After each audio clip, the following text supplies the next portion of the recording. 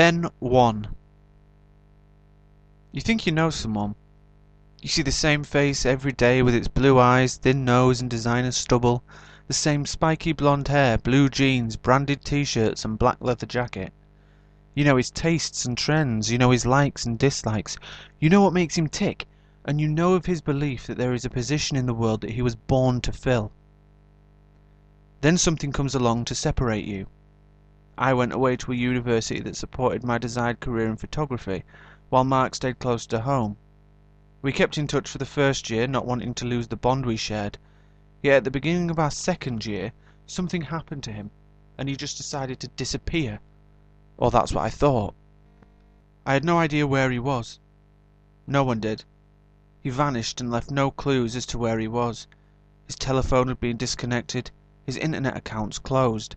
It was as though his entire existence up to that point was being systematically deleted, erased from human history.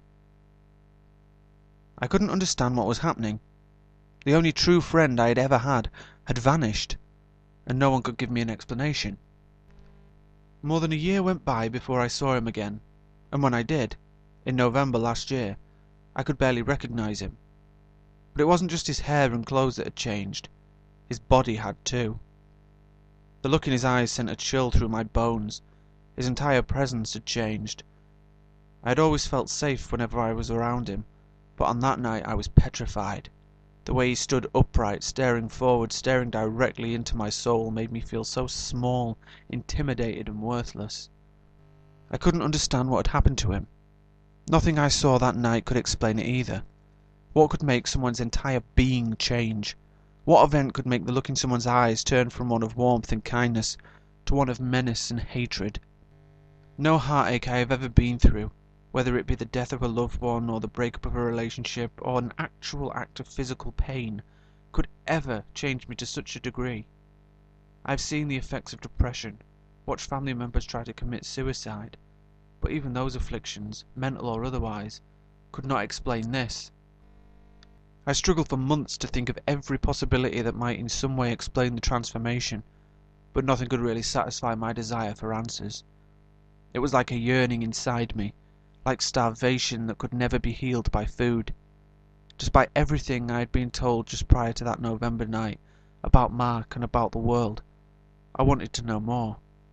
I needed to know more.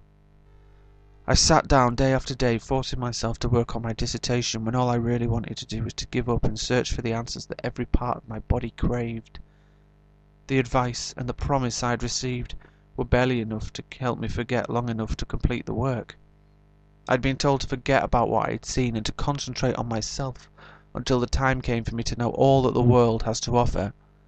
For months, all I could think about was where Mark had gone, when he was dragged beneath the ground, what he was doing and what the future held for him. It tore me up inside. The secrets, the mysteries, but now I can see it was the best thing that could have happened.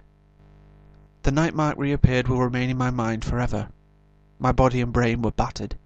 I was in the middle of an emotional war, a war I would have to fight alone. I should have been ecstatic at the return of my best friend, but I was confused and frightened.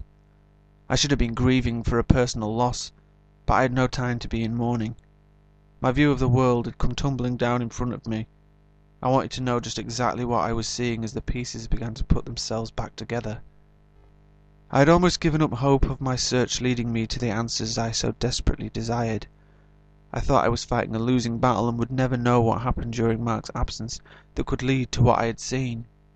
Submitting myself to the fact that I may never know, I continued with my life as best as I could. I attended the ceremony to be awarded my degree, walking onto the stage to shake hands with my Chancellor. As I was leaving the stage I gazed over the audience, proud of my achievement, when my eyes came to settle on a face I recognized. A face belonging to a man who could answer all of my questions. A face on a body that could lead me to Mark. As I walked out of the university that night, cast out into the world of employment, I saw that same face looking straight at me. I stood still, unsure of what he would do. A lump rose in my throat, making it hard to breathe. My chest pounded as if my heart would explode through my rib cage at any moment. He slowly came toward me through the crowd of people flowing from the building. I took a few steps backwards only to feel the stone of the building against my back. Within seconds he was standing only inches away from me. The warmth of his breath danced across my cheek. "Hello, Ben. I think it's time we had a chat. Don't you?"